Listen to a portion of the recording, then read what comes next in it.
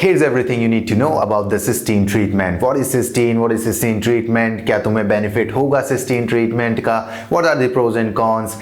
Everything about the cysteine treatment. Keep watching. Okay so what is cysteine?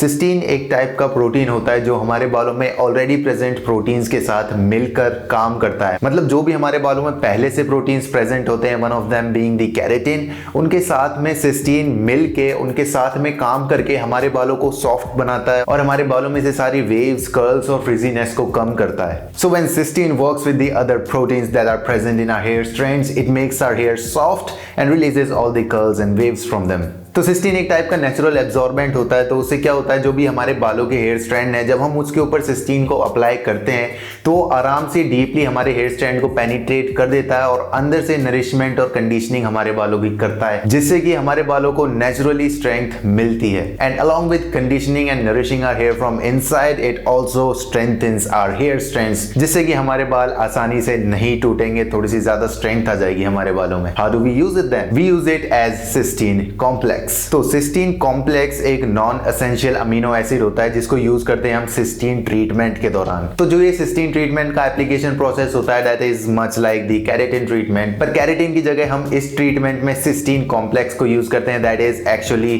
A non chemical based substance. So that is a huge benefit of cysteine over keratin, that it does not contain any chemicals or at least not any harmful chemicals. So the cysteine treatment straightens our hair, strengthens our hair and smoothens it. और इसके अलावा अगर तुम्हारे बाल बहुत ज़्यादा डल हैं, damaged हैं, फ्रिजी हैं, बेसिकली लाइफलेस हैं, तो उनमें बहुत सारी शाइन ऐड कर देगा ये treatment. So therefore it is going to be really beneficial for you if you got like really dull hair. और ये सब चीज़ें ऐड करने के अलावा बालों के ऊपर एक अच्छी लेयर बनेगी जिससे कि फर्दर डैमेज से तुम्हारे बाल प्रोटेक्ट रहें। And don't forget to leave a like to the video and a sub to the channel if you are enjoying this. और इसके अलावा अगर तुम्हारे बाल बहुत ज़्यादा फ्रीजी हैं, बहुत ज़्यादा ड्राई रहते हैं, तो उसमें भी काफ़ी बेनिफिशियल होगा ये treatment. So this treatment is going to be really beneficial for you if you've got like really dull, lifeless hair strands.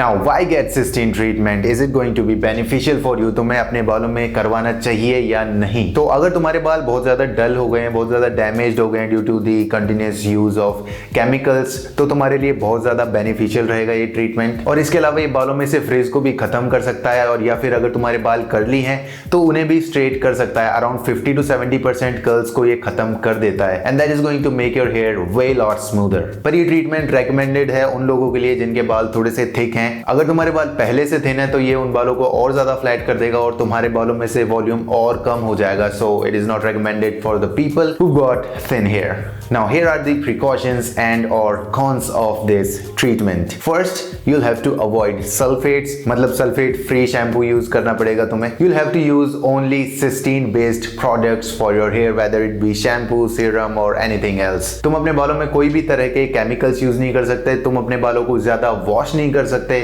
और तुम अपने बालों में ऑयल भी नहीं लगा सकते। Okay, so here's the summary of the cysteine treatment. It is better than keratin. It is going to make your hair smoothen, straighten, strengthen, everything that you may expect from a hair treatment. It is recommended if you've got thick hair, and you can definitely get this treatment done to your hair if you are willing to sacrifice a lot of things. And with that being said, I'll catch you in the next one.